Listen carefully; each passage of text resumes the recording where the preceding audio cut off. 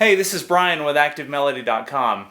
In this micro lesson, we're going to take a look at a very simple call and response style blues that I'm doing on an acoustic guitar, although you could do this on an acoustic or electric guitar. And what's really cool about this is, beside the fact that it's very easy to play, is the fact that you can play this in any key. I didn't use any open strings in this, so I was just playing that in A. If we wanted to play that in B, for example, you just move everything up. So that makes it easy to transpose and play in any key so that you can start to use these licks in your own playing.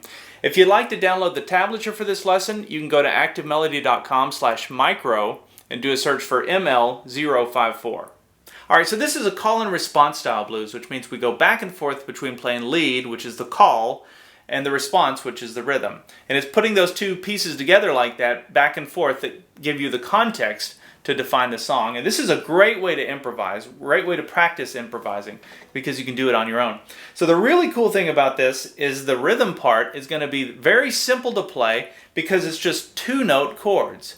This is a technique I learned a long time ago and I use it all the time when I improvise. And what's really cool is I can slide it down 1 fret to get the 4 chord or up 1 fret to get the 5 chord. Let me demonstrate. So if we're starting on the A chord, it looks like that. There's your 1 chord. Slide it down 1 fret. There's your 4 chord. Then we go back up. There's your 1 chord. Watch this. If I go up 1 more, there's your 5 chord, 4 chord, 1 chord. And you're playing an A, A7.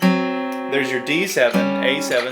There's your E7, D7, A7. A really cool, simple way to do that. So that's really all there is to the response. But let's start off with the call. Now the first call is a little lead lick, and I keep repeating these licks just because it makes it easy. It kind of helps establish it to your ear. But we're going to be playing this out of the blues scale. Now the blues scale is the same as the minor pentatonic scale. There's just one extra note. It's the blue note. So the minor pentatonic scale looks like that. The blues scale goes. So you have that one extra note. In this case, it's going to be the 8th fret, 3rd string. And so you're going to hear me slide in and out of that note. That's what gives it that sound. Alright, so there's our setup. Now let's get into that first lick. We're going to learn that. So we're in minor pentatonic scale pattern 1. I'm going to start here on the 5th fret, 4th string with my ring finger and slide up to the 7th fret, 5th fret, 3rd string, back to the 7th fret, 4th string. So we have, and then here's that blue note. Quick slide from the 8th fret down to the 7th fret on the 3rd string, down to the 5th fret. Okay, so from the beginning we have, and then we go back to the 7th fret, 4th string, 5th fret, and then back to the 7th fret. And I hit it twice. So all together, that first lick, that's what it looks like. There's a little bit of a swing to it. You're not playing it right on the beat. You're just a little bit of a little swing with your right hand. Now after I play that, and so really that's just a part of an A7 chord. But what I'm doing is I have my ring finger on the 6th fret, 3rd string, and then my index finger's on the 5th fret, 4th string, and I'm just playing those middle 2 strings, hitting it twice. So when you put it together now from the beginning, you have, you can already feel it, right? Now, I'm going to play a similar lick to what I just did the second time through. Very similar. So it's going to start off the same, 5th fret, 4th string, sliding up to the 7th fret, come to the 5th fret, 3rd string, but then watch this. So it's going to be 7th fret, 3rd string, up to the 5th fret, 2nd string.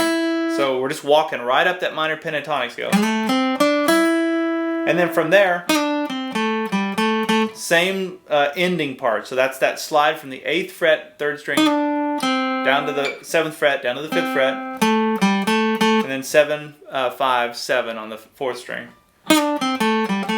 So that second lick goes, and again I have that in the tablature if I'm going too fast here. Alright, so let's back it up and play everything up to that point. We have,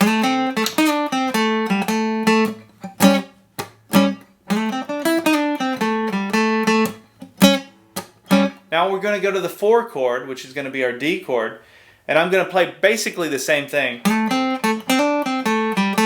The only difference was, instead of doing the slide from that blue note, I did a hammer-on between the 5th fret and the 7th fret on the 3rd string. So it started the same, there's that hammer on, back to the 5th fret, 3rd string, and then that part's the same. So the second time through, then it goes. Now we go to the 4 chord. So instead of playing here, we're going to slide it down 1 fret, just like I showed you. That's going to be our D7 chord. See how easy that is? Instead of worrying about the whole chord, you're just worrying about this little shape. And then we're going to go back to that lick, and then back to the 1 chord. Now we go to the 5 chord, which sounds like this. Same thing, starts the same. That's the same. The only difference is we're going to resolve on the E note instead of the A note because we're playing over the E chord. So that's going to be sliding up to the 9th fret, 3rd string. So after we slide up to this E note, then I play the 5 chord. You can see that's the same chord shape, it's just up here now. So the index finger would be on the 6th fret, 4th string. And then I play that same lick to get us back to the 1 chord.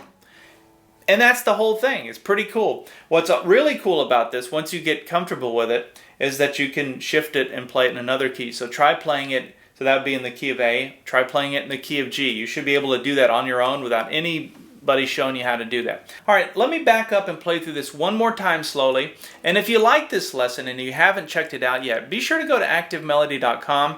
I've got lots of other lessons like this that are very practical and things that you can use and start to apply in your own playing. All right, so here we go.